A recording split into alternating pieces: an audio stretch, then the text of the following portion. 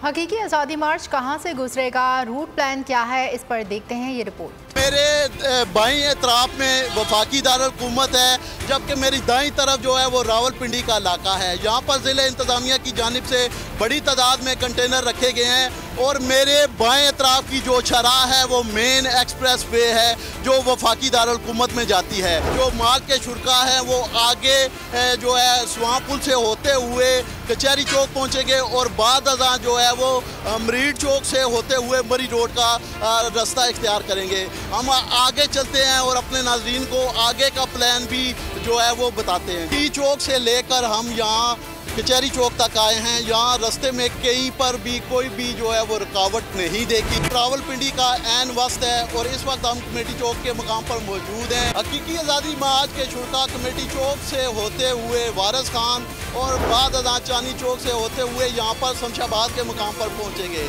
जहाँ पर पाकिस्तान तहरीक इंसाफ की जानिब से यहाँ पर माल के शुरा के लिए खुसूसी तौर पर पड़ाव का इंतज़ाम।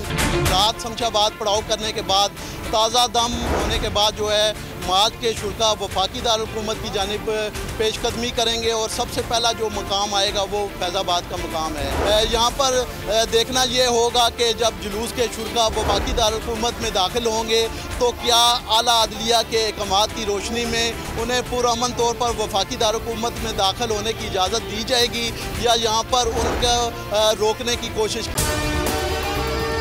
और अगर आपको हमारी ये वीडियो पसंद आई है तो लाइक पर क्लिक कीजिए।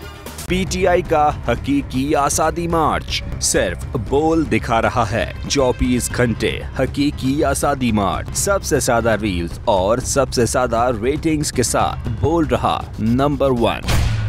सबसे ज्यादा व्यूज, सबसे ज्यादा रील्स और सबसे ज्यादा रेटिंग के साथ बोल अब भी नंबर 1 पोजीशन पर बरकरार। सब्सक्राइब करें और बेल दबाएं ताकि कोई खबर रह न जाए।